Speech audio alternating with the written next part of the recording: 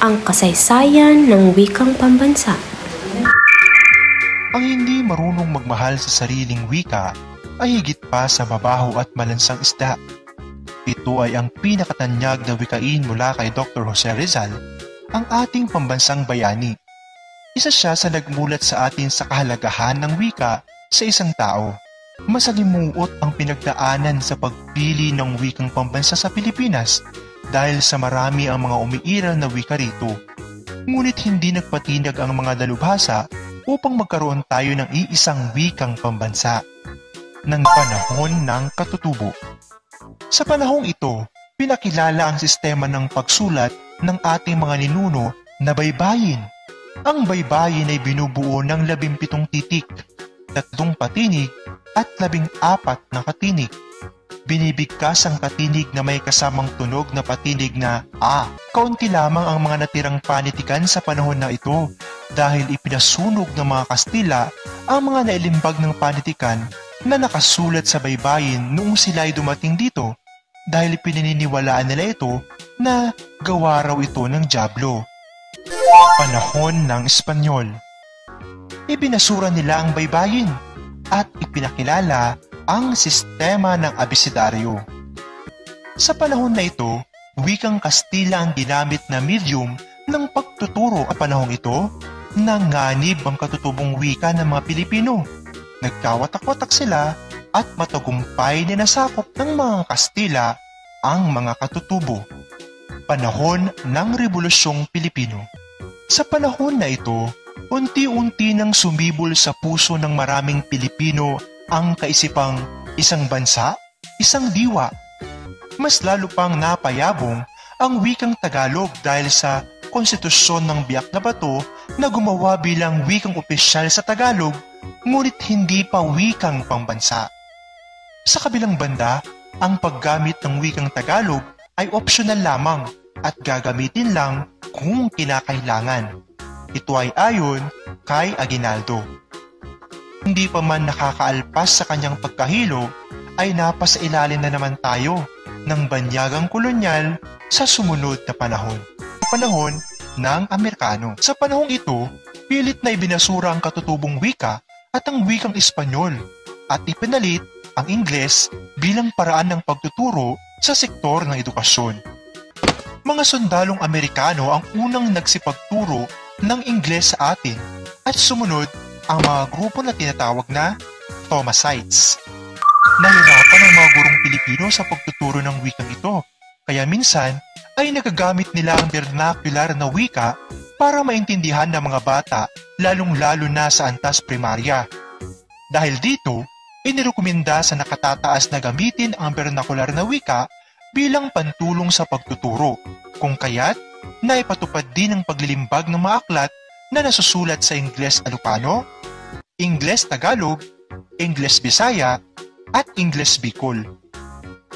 Ngunit, nang mapalitan ng direktor na namumuno sa sektor ng edukasyon, ibinalik ang batas na wikang Ingles lamang ang gagamiting panturo sa mga paaralan. Nagkaroon ng mga usapin tungkol sa kung anong wika ang gagamitin sa sektor ng edukasyon, hanggang sa iginiit ni Salibi sa isang pagtitipon na mas makabubuti kung magkakaroon ng isang wikang pambansang hango sa mga katutubong wika nang sa gayoy maging epektibo at malaya ang paraan ng edukasyon sa ating bansa. Nagsimulang pagsibol ng usaping pangwikang pambansa sa isang kumbensyong konstitusyonal. Iminungkahi ni Lope Q. Santos na isa sa mga wikang umiiral ang nararapat na maging wikang pambansa na siyang sinusugan naman ni Pangulong Manuel L. Quezon. Ito ay nakasaad sa probisyong pangwika sa Artikulo 14, Section 3 ng Saligang Batas ng 1935. Dahil dito, ipinanganak ang surian ng wikang pambansa na siyang naatasang mag-aral tungkol sa wikang pambansa sa bisa ng Batas Commonwealth bilang 184. Dito nag-umpisa ang wikang Tagalog bilang batayan ng wikang pambansa sa bisa ng Kautosang Tagapagpaganap bilang 134 na ipinalabas ni Pangulong Quezon noong 1937. Mabuti na lamang at sa panahong ito, nagkaroon na ng pag-asa ang wikang pambansa sa Pilipinas. Panahon ng Hapones. Kung sa panahon ng Amerikano ay inalis ang wikang Kastila, sa panahon naman ng Hapones, ibinasura rin ang wikang Ingles. Halos lahat ng impluwensya ng Amerikano ay pilit na inaalis. Nakapagtataka, ngunit mas ninais ng mga Hapones na gamitin natin ang ating katutubong wika, partikular ang wikang Tagalog. Dito na mayagpag ang panitikang Tagalog dahil halos lahat ng panitikan ay nakasulat sa wikang ito, panahon ng pagsasarili hanggang sa kasalukuyan. Sa panahong ito, pinagtibay na ang wikang Tagalog at Ingles ay ang wikang opisyal ng bansa sa bisa ng Batas Commonwealth bilang 570. Dahil dito, unti-unting bumalik ang sigla ng edukasyon. Noong 1959, mula Tagalog ay pinalitan ng katawagan sa wikang pambansa. Sa bisa ng Kautosang Pangkagawaran bilang 7, tatawaging Pilipino, letter P, ang ating wikang pambansa.